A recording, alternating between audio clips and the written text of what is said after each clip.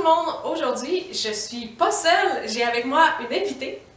Je vous présente Mévania, qui est qui est une étudiante d'hygiène dentaire avec moi. Ça va bien? Oui, ça va bien, toi? Oui, ça va. Est-ce que tu es contente d'être ma première invitée sur YouTube? Je suis vraiment contente et à la fois très malaisée, mais très contente surtout. Dans le fond, c'est qu'on a constaté que l'Ordre des hygiénistes dentaires avait mis sur pied un concours où est-ce qu'il demandait de faire un court vidéo, à peu près 2 minutes, où est-ce qu'on démystifiait un mythe de la santé bucco-dentaire. Fait qu'avec Mévania, on a décidé de s'inscrire. Et comme j'ai déjà une chaîne YouTube, je me suis dit, je vais réutiliser ce vidéo-là qu'on a fait ensemble pour le mettre parmi mes vidéos. Le sujet qu'on a décidé d'aborder, nous, c'est le mythe qui entoure un peu les dentifrices naturels, parce que c'est de plus en plus à la mode, mais on s'est rendu compte qu'il y a plusieurs facteurs qui font que c'est peut-être pas nécessairement le meilleur choix, en tout cas dans tous les cas, pour tout le monde. Donc on a décidé d'en parler. Ce que vous allez voir, qui va suivre en fait, c'est le vidéo tel quel qu'on a soumis à l'Ordre des hygiénistes pour le concours. Donc bon visionnement à vous, puis si jamais on gagne, je vous en reparlerai dans mes prochaines vidéos. Bonjour à tous, on est deux étudiantes en hygiène dentaire au cégep Édouard-Montpetit, puis on est dans notre dernière année d'études. Donc mon nom c'est Laurel. Et moi Mévania.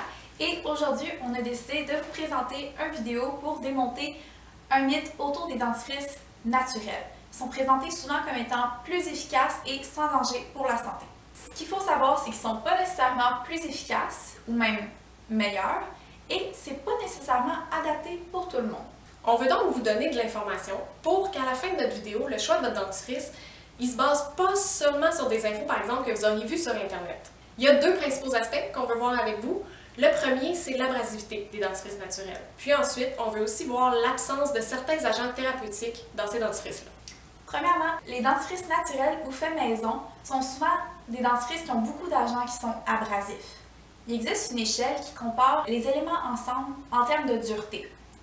On va comparer l'argile parce que c'est souvent un élément qui est utilisé dans les dentifrices. L'argile sur l'échelle se situe à environ 9,5, quand même assez élevé, comparément à l'émail dentaire qui se situe entre 4 et 5. Ce qui veut dire que c'est l'argile qui va faire des micro-égratignures sur la dent et non l'inverse. Il faut aussi tenir compte de l'acidité du dentifrice. Les dentifrices naturels contiennent souvent, par exemple, du jus de citron, mais c'est dommageable pour la dent.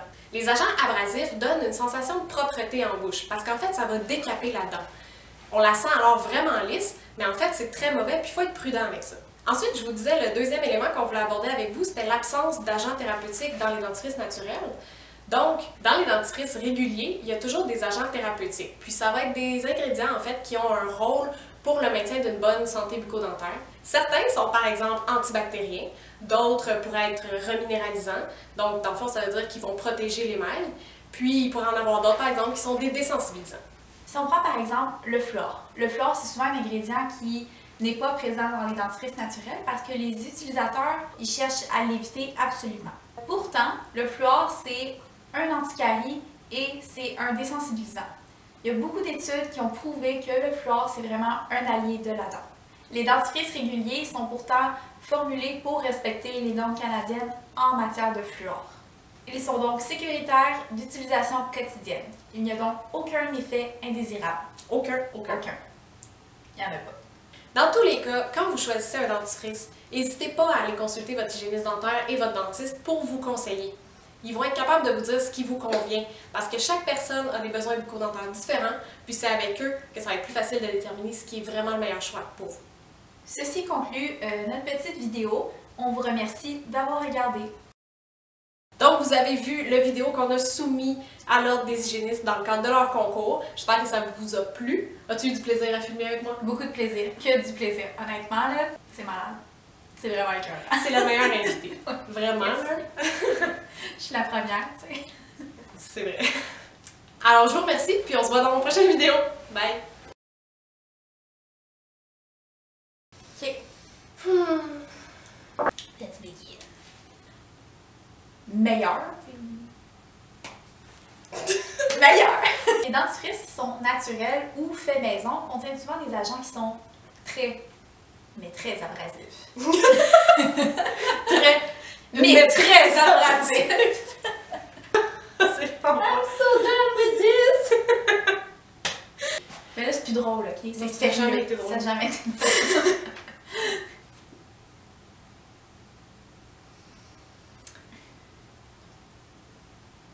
Il existe une échelle. Je sens que tu me regardes déjà. Il existe L'échelle de mots! Il existe une échelle qui s'appelle l'échelle de mots qui va. Je l'avais en plus. On dirait de ce côté, j'étais comme oh non! T'es prête? Oui, full. Ok.